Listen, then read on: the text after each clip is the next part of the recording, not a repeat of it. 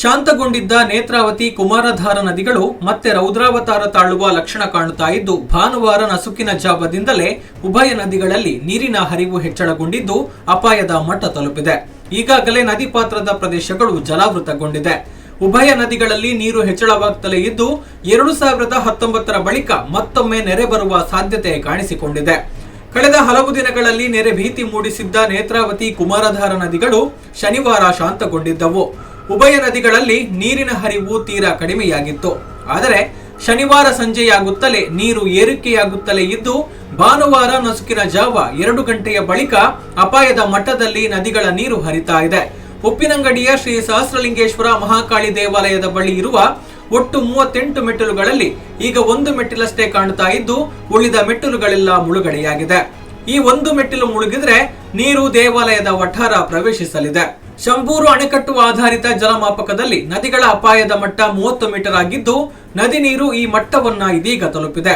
ಅಪಾಯದ ಮಟ್ಟ ಮೀರಿ ನದಿಗಳು ಹರಿದಾಗ ಇಲ್ಲಿನ ಪಂಜಳ, ಹಿರ್ತಡ್ಕ ಮಠ, ಹಳೆಗೇಟು, ಕೂಟೇಲು, ಕಡವಿನ ಬಾಗಿಲು, ದೇವಸ್ಥಾನ ಹೀಗೆ ನದಿ ಪಾತ್ರದ ಪ್ರದೇಶಗಳಲ್ಲದೆ ನದಿಯನ್ನ ಸಂಪರ್ಕಿಸುವ ತೋಡುಗಳ ಬಳಿ ಇರುವ ಪ್ರದೇಶಗಳು ಸಂಪೂರ್ಣ ಜಲಾವೃತಗೊಳ್ಳುತ್ತವೆ.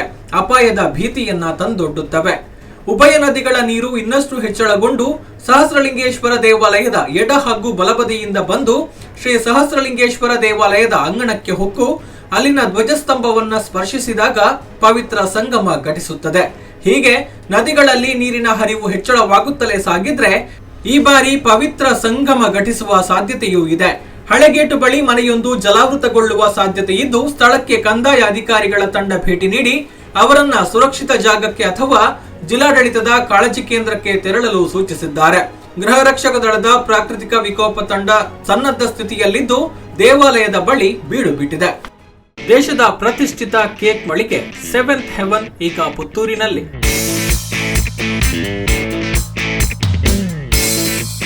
ಬಾಯಲ್ಲಿ ನೀರೂರಿಸುವ ವೆರೈಟಿ ಕೇಕ್ಗಳ ಒನ್ ಸ್ಟಾಪ್ ಡೆಸ್ಟಿನೇಷನ್. ಕೇವಲ 7 ನಿಮಿಷಗಳಲ್ಲಿ ತಯಾರಾಗುತ್ತದೆ ನಿಮ್ಮ ಆಯ್ಕೆಯ ವೆಜ್ ಕೇಕ್ಗಳು.